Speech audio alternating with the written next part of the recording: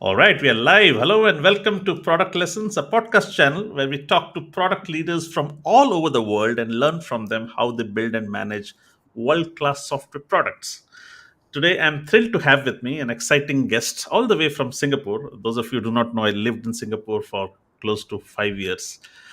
And he is none other than Vivek Kumar. He's the VP of Products at PropertyGuru Group, and he's also an investor and advisor in multiple startups. Over past several years, Vivek has invested and managed infrequent products across the domains of Property Guru, Intuit, Texas, and PayPal. And he saw this pattern, and his experiences over the year um, taught him that managing infrequent products is a difficult affair.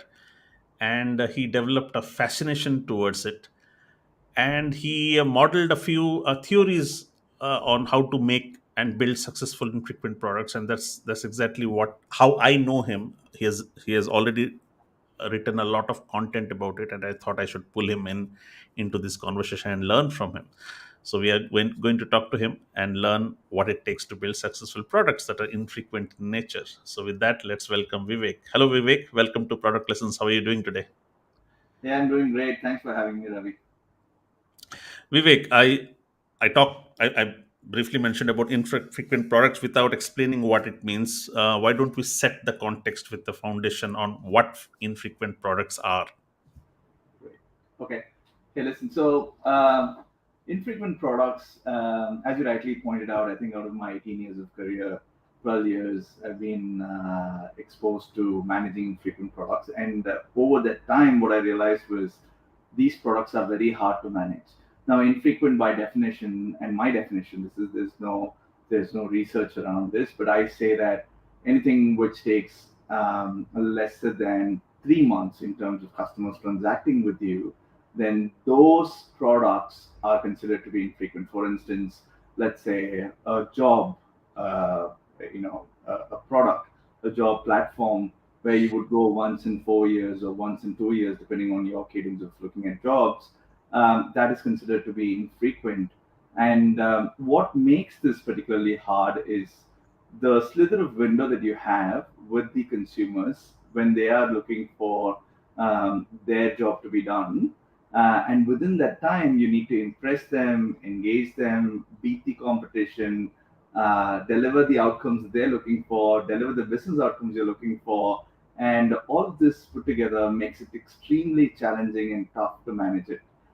So that's the context behind infrequent product, and that challenge excited me. And then I started thinking more and more about it, as you rightly pointed out during the introduction. Got it.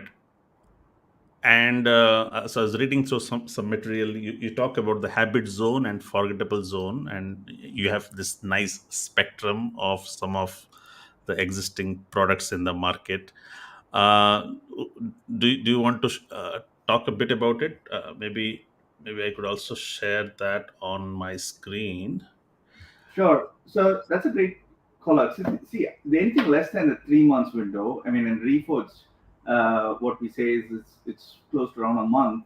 Anything which is less than a month, you will find that it's all the more easy to reach out to customers and retain them. Now, so the examples that you see on the slide right now, which is be it Zoom, Slack, Insta, are all high frequency products which may have a cadence of, let's say, on a daily basis. Now, Birchbox and SurveyMonkey maybe on a monthly basis or might go towards 3 weeks to 4 weeks kind of a cadence.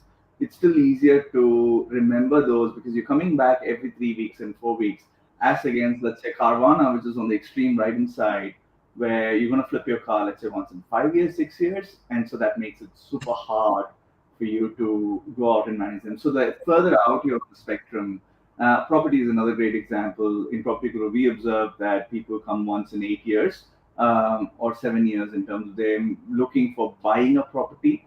In such a case, it becomes extremely hard for us to manage these consumers in that slither of window that we have with them. And so then if you look at it, there's a time spectrum, which is like when you take it from a month to, let's say, around a decade, you have products like Airbnb, where one might travel every 6 months, to TurboTax, which is an annual cadence, to something which is like Carvana and properties, which are further out there.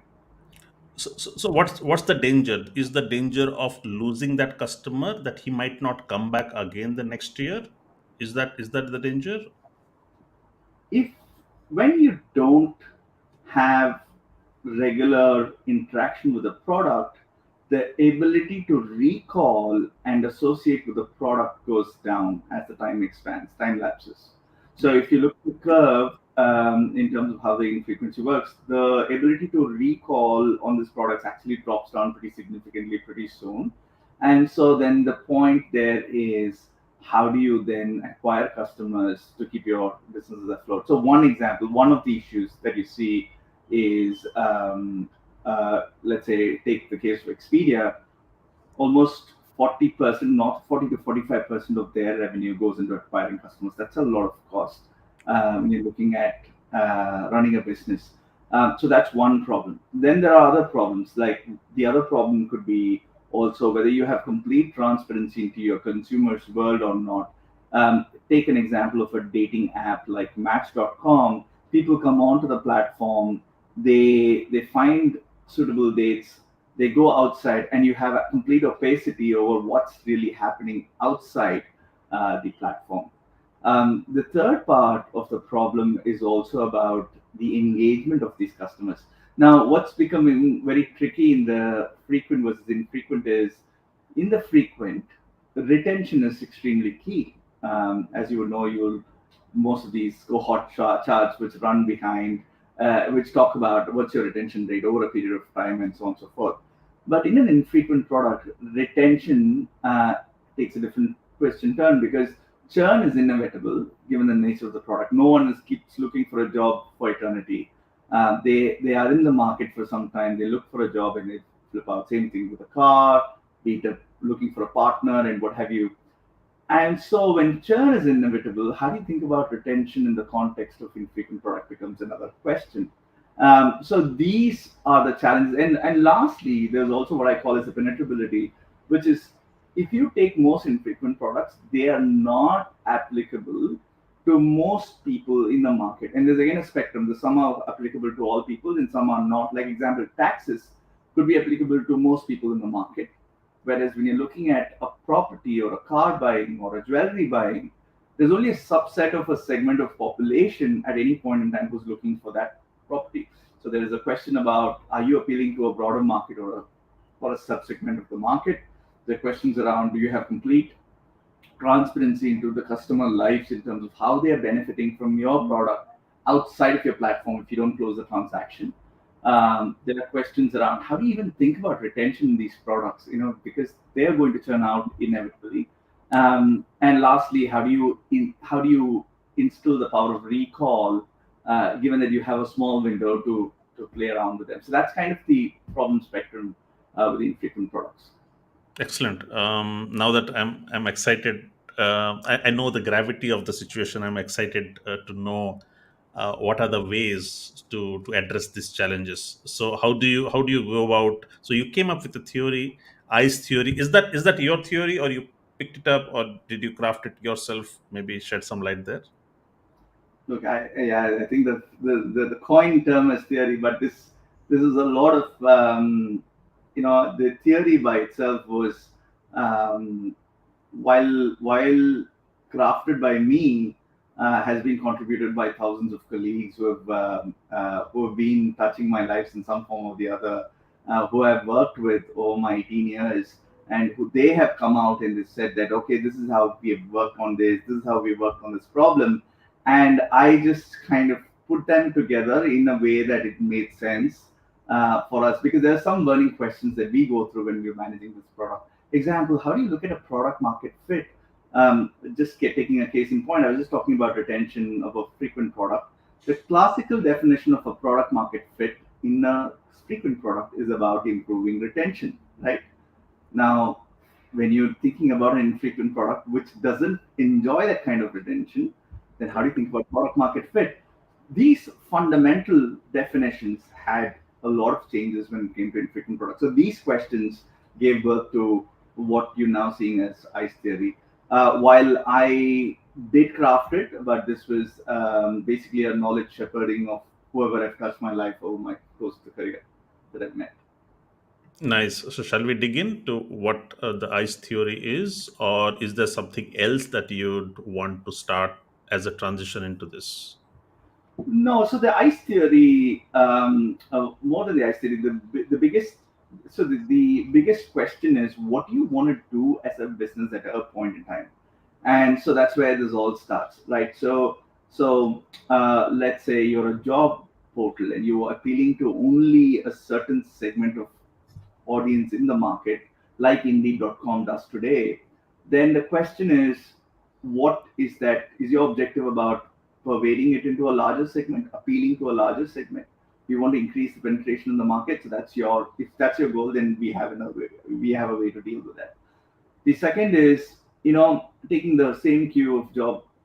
Totally. If you don't have transparency into if the job seeker has landed a job or not into that company where you can't do your upstream optimizations really well, because let's say a job seeker A came in, they applied to 10 jobs, right? You really don't know which job clicked for them, why it clicked for them, and after that job application, then there's an entire opacity around what they do in that market, right? And if you, let's say you have the data as to the applicant A clicked in the fifth company because of XYZ reasons, then it gives you an enormous window of insights to then go out and take that insight and apply it to the other audiences who are coming onto the platform. But in most infrequent products, you see that some of those things are cut off because of lack of opacity. So the question is, we want to increase the transparency and by ability to control the experience. And so that means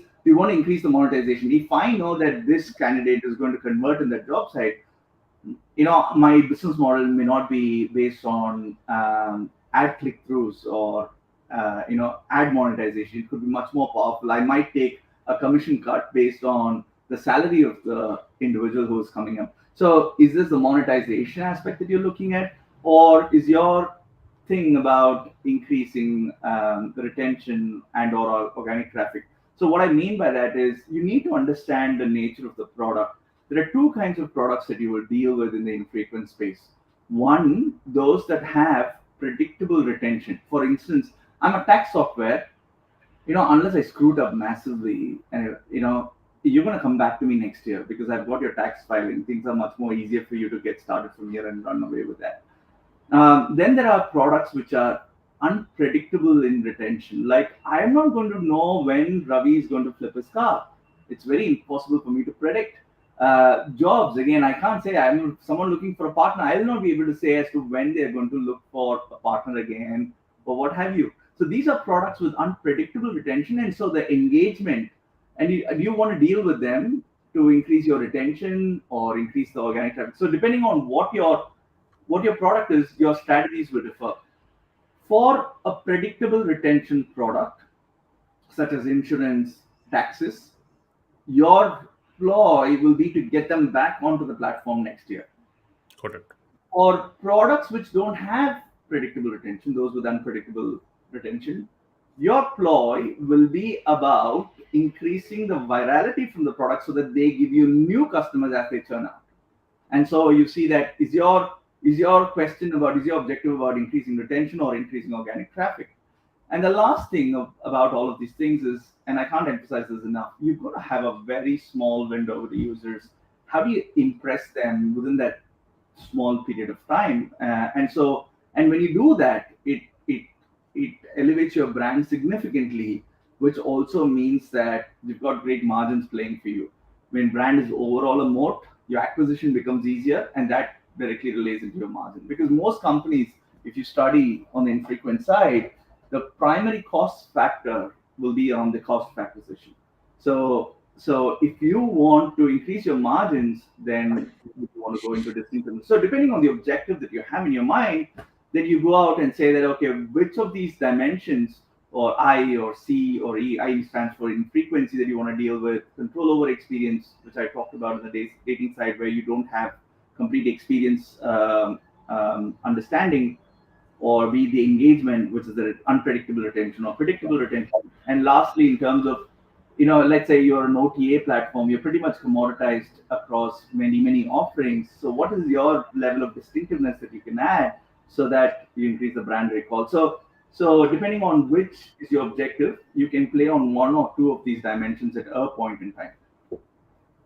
So, just to double down on control over experience, the C, it says increases ability to monetize. Right. Do you want to explain that a little more elaborately? Right. Look, if there is a line between you being a classified and you being a person who enable transaction. So example, you know, let's assume that we have a newspaper ad which says you're looking for a girl or a guy. I'm just going back to the dating world example in another, in the non-digital world. In those days, there used to be a newspaper ad, or there could be some other ways of looking at the paper format where you will circle, you will reach out to that person, and so on and so forth. Now you digitize that and you came into this new world, but essentially you still don't know that you've matched these two individuals.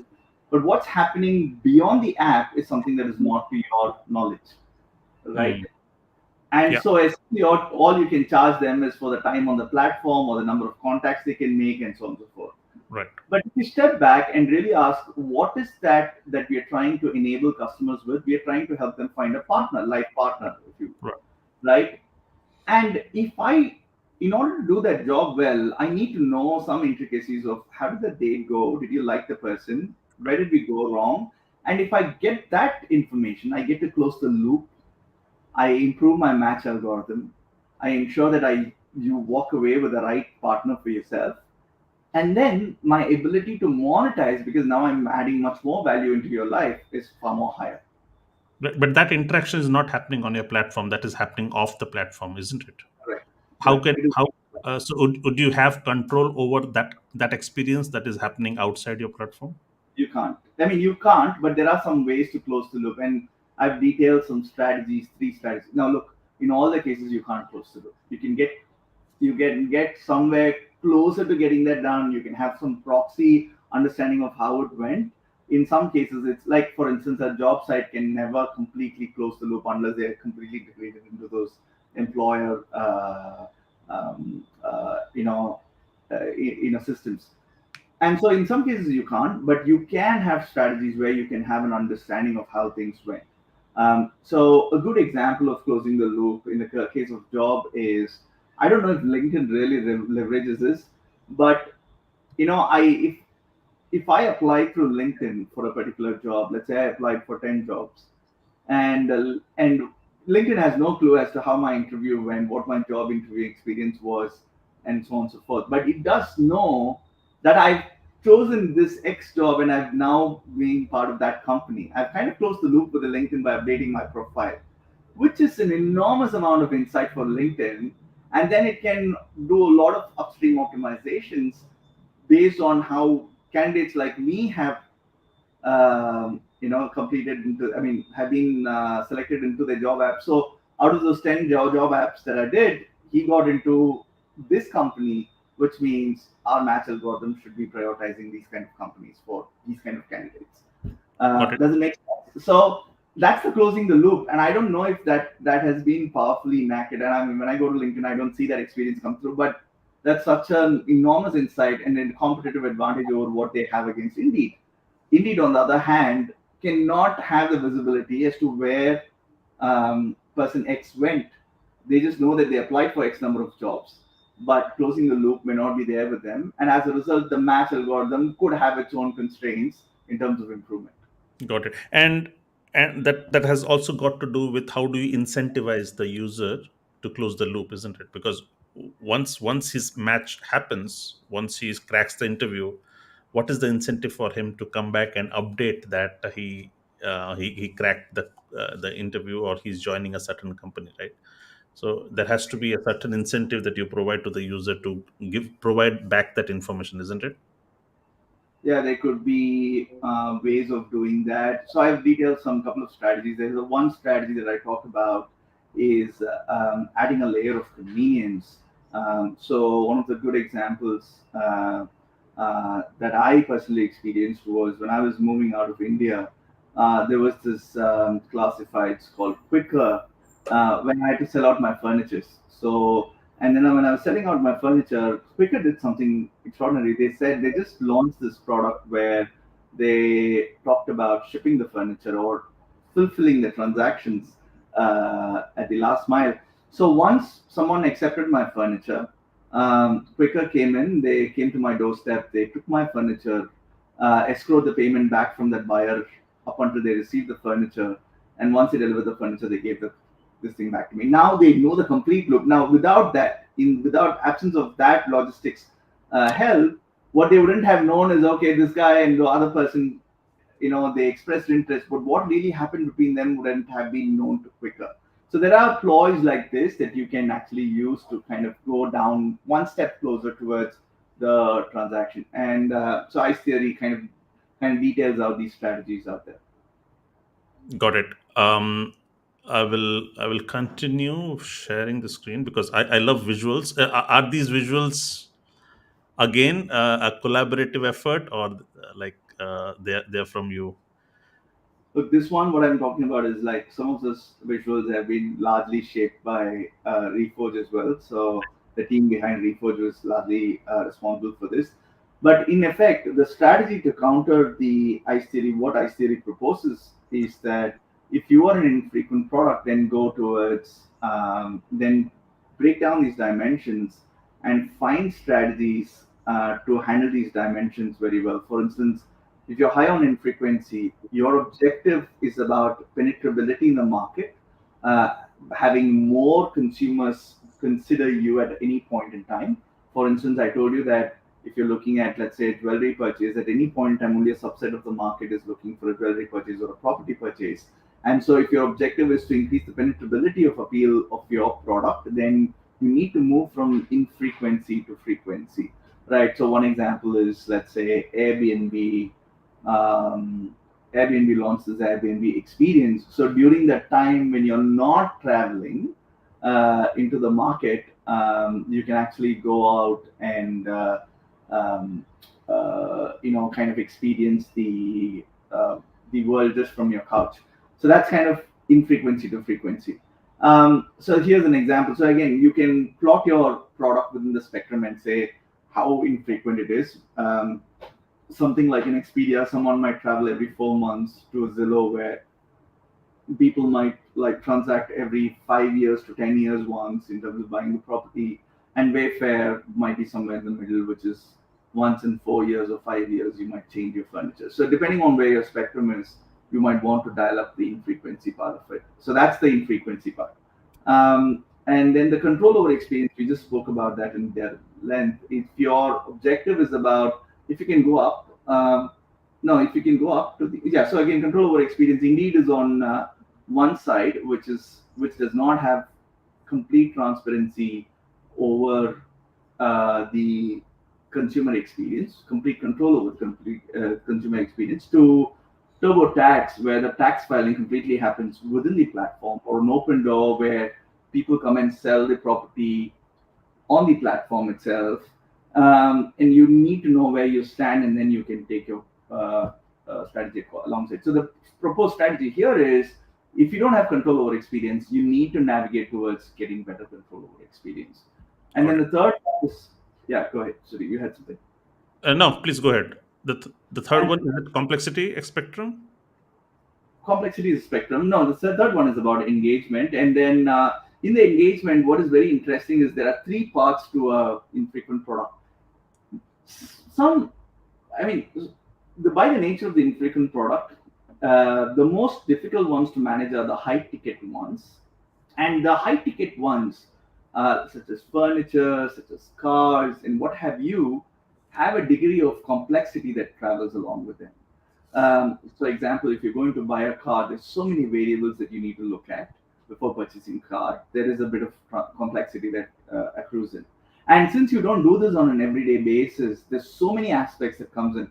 One of the other recent examples is I just became a dad, and then when we were going through the pregnancy, highly infrequent one, and you would see that there are so many questions, so many complexities around that. which you need to find answers for, and there's a complexity that happens out there. So complexity is a layer you need to manage when you're dealing with infrequent products. The second thing about the infrequent products is the extent of touch. So there are two kinds of products that you deal with. Now, let's say I buy an Apple iPhone. That's a very infrequent purchase for me. I don't buy of iPhones every day, but let's say I buy it once in 2 years. But the product is in constant touch with me every day in and out, right? I'm holding the product. Same thing with a Nike shoe. I buy a shoe, but I wear that shoe almost every second day or every day for my running and what have you. So that's in constant touch. Whereas things like hotels and travel, you do not really have constant touch. So you need to understand where your product really falls in that spectrum. And the third is what we spoke about already is the predictability of retention, whether your product is having predictable retention or unpredictable retention. And once you understand and scope out these, then you can have the right strategies to manage some of these things. So if you go down and you will see examples around um, how complexity is, and complexity is very important because I don't know if you've Ravi, have you read this book called Effortless Experience? No. It's a nice read, and I mean, one of the things that was in the book which came up, and it's a well-researched book.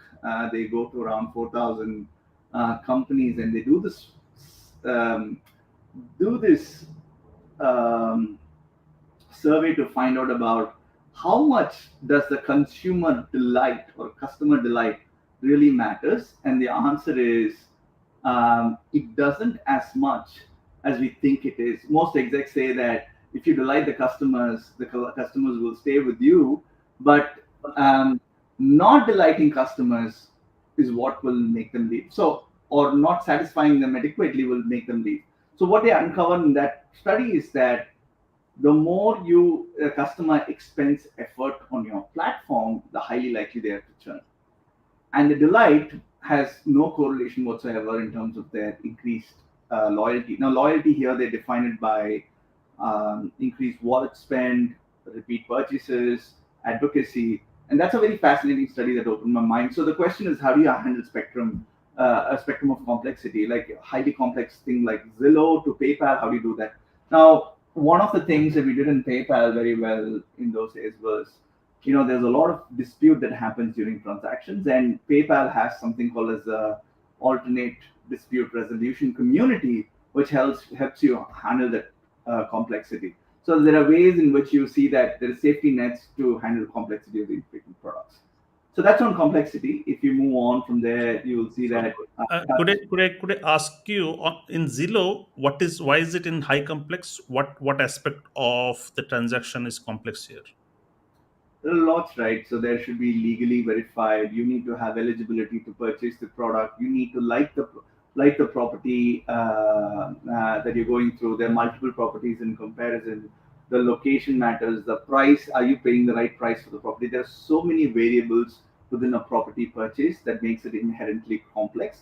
And there are some unique situations also that gets presented. Like at Property Guru, we've got what you call as an Ask Guru, which is a platform to help people navigate through these complexities, and the kind of questions that come there are also very peculiar and unique to those needs. So that's a fairly complex journey, and it's a 6 months of journey at the least, where you embark on finding the right property for yourself. Got it. Thank you. And then an example on degree of touches. Like that's why I said so. TripAdvisor, you come once in a while when you're going to travel. You look at the reviews, and there's no touch with the product ever since then. Whereas Stitch Fix, if you're gonna go order your fix, and then for those who don't know Stitch Fix, it's a subscription-based clothing service in the US. When the clothes come in, you're going to wear that, and that's going to be constantly in touch with you. Every time you're going to feel nice about wearing those clothes, the brand is reinforced on you again and again. Whereas TripAdvisor doesn't enjoy such a thing. You just travel once and you're pretty much done with that. And the Got last one is about the predictability of retention, which I spoke about. Tax on one spectrum, where you know that people have to file taxes and they come back to you because you might have the tax filings, or they find your experience very easy and compelling. To another side, on the Indeed side, you will never be able to predict when someone is going to look for a job. It's not something which is on a timeline. It's largely based on certain other factors which is outside of your control. So then, now that you understood and scoped out this, then you need to understand what are the strategies to deal with that. And the last thing about this is the distinctiveness, which is how commoditized are you is the question effectively. So on one side you have Expedia, which is extremely looking like another OTA out there, versus Airbnb, which has got its own niche, and now possibly it's just a nomenclature amongst us as to do you want to Airbnb it and so on and so forth. It's become a verb. So the Airbnb has got its own set of distinctiveness, and that will be shown by the amount of the CAC spend on both of them. So if you look at Expedia's, which I spoke about earlier, 45%, 40 not the 40% of their revenue goes into customer acquisition cost. On the other side, you see that almost 70% of the traffic for Airbnb is largely organic and direct. And so that gives them extraordinary margins when you actually look at distinctiveness. So the higher your product is distinctive, the more margins you employ. And similar things with other products as well. Allbirds is a classic example of a very distinctive product, appealing to the sustainability, great set of shoes. So you go out and you buy those. Similar such things. Supreme clothing in the US, very infrequent purchases, very high brand resonance, completely high margin. So depending on where you are at, distinctiveness is going to be an important component for you to work with. So distinctiveness could be how different and unique are you from the rest of the players, and Correct. also a component of brand Correct. would be big part to that. Excellent, cool. What else are we missing from what else have we not talked about in frequent products? Is this all? Look, there are, so for me, I think there are a couple of things that we speak about. What is not, what is now getting appended to the ICE theory is there are things like product market fit. How do you Yeah, define product market fit? right. Now, in one of those, I think the article has it here where I've talked, yeah, this one. So, product market fit, if you see that the improvement of product market fit on the left hand side, which is for frequent products, is about going from a low retention rate to the higher retention rates. And that's a product market fit is a continuum, and you continuously improve your product to achieve greater product market fit as you evolve. Whereas in the case of an infrequent product, it's not about retention, it's about the penetration of the market. And it's kind of an inverse thinking out there. So let's say you're selling mobile phones, right? It's not about how many times a guy is going to come back and buy a mobile phone from you. It doesn't make sense. What would make sense is how many people in that particular market are buying mobile phones from you. Same thing with taxes. You can't make people file taxes again and again in the same year. But within that particular set of year, when you're talking about taxes, it's about how many people are filing taxes with you. So it's about the higher the penetration, the better the product market fit. And then I've detailed a blog on LinkedIn. Maybe I'll share it for you later in terms of how do we really draw a line in the sand for product market fit for infrequent products. So that's one thing. The other thing about, sorry, you had a question. No. The other thing about infrequent products is also about the way you think about the problems in the infrequent product world. So I have a pet peeve about how product world thinks about problems. I think in spite of our evolution this far, we always think about only two categories of problems: painkillers and vitamins. And I find that extremely simplistic for a complex world such as ours. So I fundamentally, and this credit goes to Ravi Mehta completely. And so one of the days when we were actually brainstorming about Ravi Mehta, ex-CP of Tinder. So we were brainstorming about one of the issues that I've had over a period of time, which is about, hey, listen, why is that every product manager, despite knowing that solving customer problems will lead us to the successful products, have really not landed too many successful products. I mean, the failure rate of products are too high. We all follow the same playbook, but still we don't end up doing that. And on the other side, when you look at the markets, some of the home runs on the internet, and I'm now going to step outside infrequent product for a bit. If you look at Twitch, if you look at YouTube, never did this guy, I mean, the founders sit down and say that I'm going to solve a customer problem. I mean, Twitch, for all its reasons, couldn't have come out of this, right? And so when we were discussing this, this was a very interesting observation. On one side, you have home runs on the internet, Right. which possibly came out with some founder toying around and playing around with the idea and then making a massive hit. And then we, on the other side, PMs, keep iterating on the product problems and we still don't see the success as much as we would like. The Right. failure rate is normally high.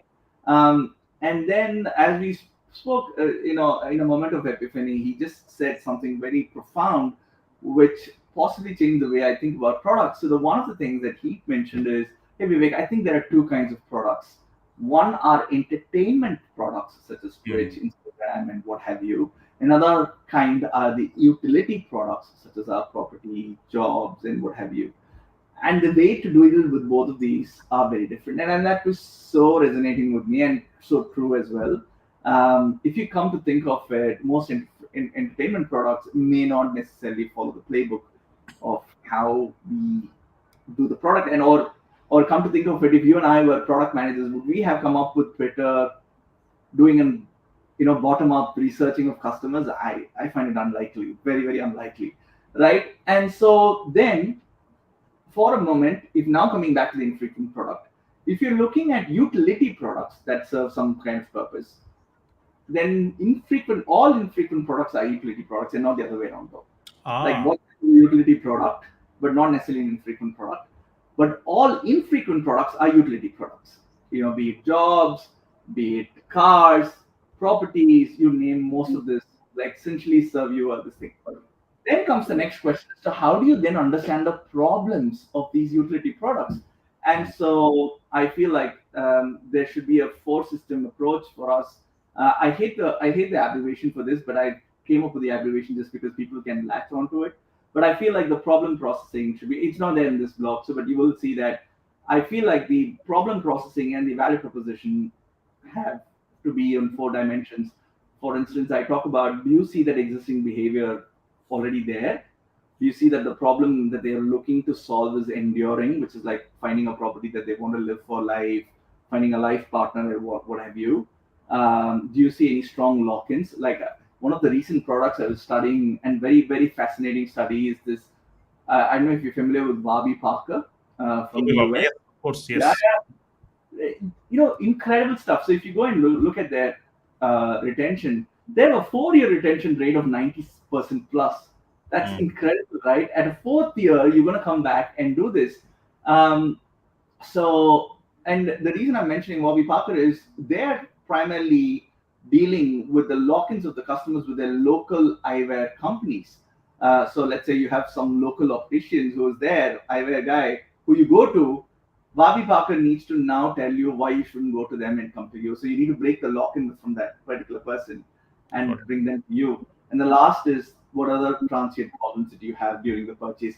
So when you start classifying problems like this, you craft a much more robust value propositions, and that leads to a better success of the product. So yeah, so that's the other addendum which you don't see here on the ICE theory. Excellent. You also have a iced canvas, no? Let me just pull that up. I do not know. I am not finding it, but maybe It's it's on here. another blog. Maybe I can share for you.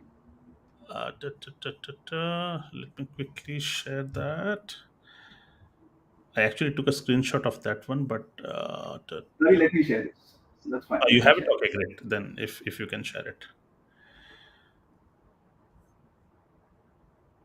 Okay, so the caveat here is this: when I've shared this, uh,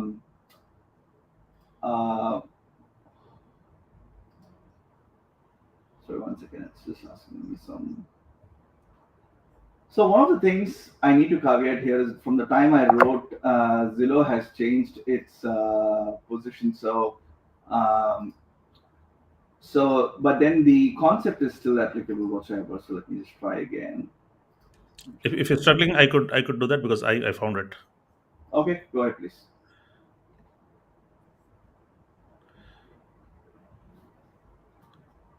Yeah, so the ice theory, just so that people who are watching this will know, is that this is this is a what started as a simple blog eventually steamrolled into a 100-page you know note in terms of 18 which details 18 strategies across these multiple dimensions, and that's Is there a available. book coming? Vivek, is there a book coming? No, no, it's currently a course at Reforge, Ah, so people who are interested can go out and look into it. But then the question that arose was, hey, look, how do I even process this? How do I then make it very simple for me to act upon this as a product leader slash manager when I'm working on my product? So what I did was on the x-axis, you're looking at mapping out all the dimensions we spoke about. You need to increase frequency, you need to gain control over experience, you need to dial up the engagement, and you need to be distinctive. And the engagement has three parts within that: complexity, touch, and hierarchy of engagement. And within those, I've detailed each of these have almost three strategies. So what you're going to look at is which of these strategies am I going to apply for my product, and how am I going to dial this up. So before that, I also would like to on the top, you're seeing before, the green line says before, meaning you need to map out where your product is currently. For instance, Zillow, the frequency is much low right now. They've not had any success with the frequency. I mean, they've got a lower frequency. And let's assume that this was done way back.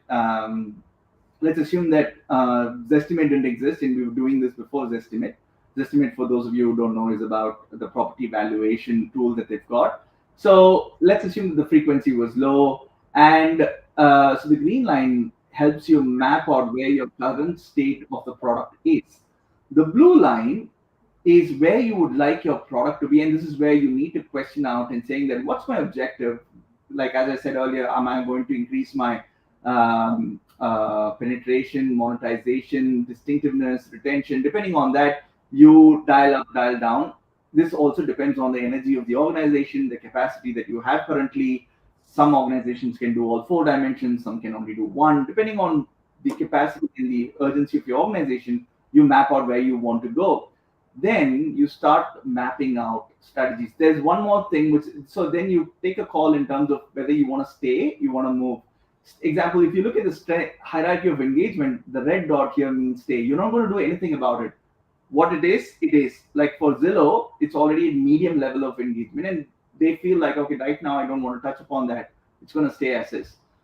Then you apply strategy. So example, in the frequency, coming back to the frequency, if you're looking at the frequency, you can say that, okay, I'm to dial up the frequency, I'm going to launch what you call as Zillow Estimate, where I make people check the valuation of their homes pretty often. And that means they can keep coming back to the platform every 6 months as against every 6 years currently, or 7 years currently.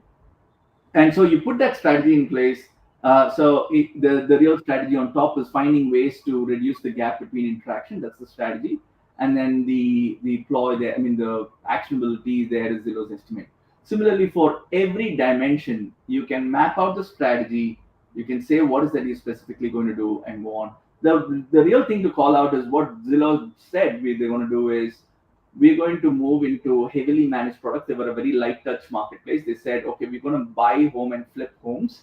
And that was one of the things that they did recently when I was writing Ice Theory. That is, now they've reversed back the decision. And that's why I said that while the graph may not be relevant right now, the concepts are still very relevant. So Zillow started buying and selling the homes. That means they have now complete control over experience as against their earlier life where they didn't know who transacted really outside the platform. So this means increased monetization. They got a lot more commission out of the agents, and hence much more ability to monetize. So that's your ICE theory canvas. And now you have a snapshot which you can discuss with the stakeholders, saying that, hey, this is how I'm thinking about the evolution of the product. What's your thought? And then that gives a rich discussion. this is brilliant. So of course we used to do this as a customer journey map. Okay, you see which are the touch points that you'd want to increase or elevate the experience. But the difference here is you put this on these four layers of frequency, control over experience, engagement, and distinctiveness, and then see Correct. where are the needle movers, right? So and put your roadmap on where do you want to move the Correct. needle. Excellent. This is brilliant. This was my biggest takeaway, aha moment for me, because while I was talking to you, I was thinking through of everything that we could possibly do in my organization as well. Great. Was And all. also lets you compare your competition. Yeah. So your competition might choose to do, let's say they might be dialing up the frequency, but you might say that's not the strategy that we want to pursue. We might want to go down this path. It also gives you a snapshot of how you can put all your competitors next to you and then have a discussion around that. Excellent. Cool. Um, so is this the big ending for us on on ICE theory? So maybe you mentioned about the Reforge course. Do you want to shed some light on what that course is and how could people enroll into that? Yeah. So before that, let me also one addition to this. What we just spoke is strategy is about making choices, Hmm. right? And there are only so many things that you can have in the business, which both moves the customer outcome and the business outcome. The canvas was a way for you to have a deliberate discussion about the choices you're making. It just presents you the choices in front of you, and you need to really see what are the options that are present to do Right. that, right? And also kind of gives you a competitive scenario. You can do these canvases for your competition and do that, but essentially it's about how you're doing the how you're going to do, how you're going to make the choices at a particular snapshot in time, reflect upon this little later and say that, okay, that thing didn't really work for us, this thing worked for us, let's double down on this and take it further. So that's what ice theory is supposed to eventually facilitate for you. And thanks for the question, Ravi. So the course is available as a part of the retention and engagement course in Reforge. So people who are interested could go out and sign up there. You can also look at my blog where I continue to write on on infrequent products. My latest next one is going to be about how do you do habits within infrequent product. Working through my final draft. Low frequency products.substack, you'll find me, and then you can subscribe there as well. Excellent. I had this one last question for somebody who's a VP. So not just VP, anybody in product, it can be very easy to get busy being busy, right? So how do you? What are the ways that you? Because you seem to be a thinker, you seem to be somebody who brings builds frameworks and strategizes. What are your frameworks or what are your personal habits to ensure that you're not being busy, but you also carve out time to think strategically, to move the needles on the right business metrics, to innovate, to come up with new innovations and new ideas, and do real impact. How do you do that? What are your personal habits? Look, I don't know if I'm an expert at the personal habit to give this, but I'll tell you some high leverage tactics that work for me out there. I think the first and the foremost, and nothing is going to be really out of the box in here, but these are things that work really well for me. The first is to have a great team in place that lets you elevate. If your one downs are operating at the level they are, you will naturally find a lot more time to do some of the high level stuff. And I think most people struggle because they don't spend that quality time that is required on recruitment. And then once recruited, they may end up doing a lot more work or a lot more hand holding than themselves. And so hence the time may not be sufficient for them. I think over the course of years, we've built a great team at PropertyGuru, and that helps me elevate to the extent that I wanted to. The second is finding a great coach. Some of these thinking has not just been me, but has been refined over a period of years with working with some of the smartest brains. And one of the things that I would point you to is Gibson Biddle always calls this as the board of advisors, personal board of advisors, or what have you. I think that name is pretty strong and resonates really well, and that's something that I do as well. I've got two layers of people. One that I really look up to, who coach me on some of these aspects, and there's a community that I fall back on my WhatsApp for everything that is required on product, where you bounce off these ideas. And sometimes the problems are not yours; it comes from someone else's, and you just take that and you start thinking about this, and this comes through. So for me, I think these are high leverage items which I make time for.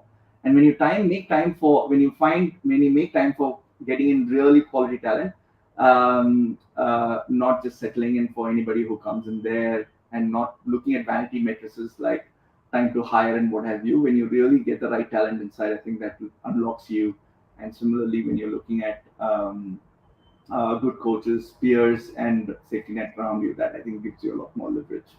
So once you get that time, what do you do in that time? Do you like have white spaces on your calendar and sit through and ponder over some ideas, some big ideas, and sketch it out and then come up with? Yeah, look, some of these things, one of the things I always try to manage it out is that there's a fine line. There should be a distinction between theory and applicability. And it's just that it's okay to just sit down in the corner and write some stuff.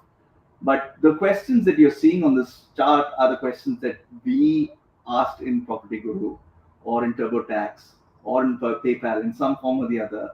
And the questions are very powerful here, and the answers might come out at a point in time. Good. And so that is where the starting point is. So a lot of these things are working experience stuff, which got shaped into what you're seeing right now. Got And then the writing is more about bringing those, synthesizing that, and presenting it in a way that other people can also benefit from it. So that's that. I find it, your question is very powerful in a way, and I I don't think uh, I don't think there is a formula that I follow, but the thinking process is very rigorous.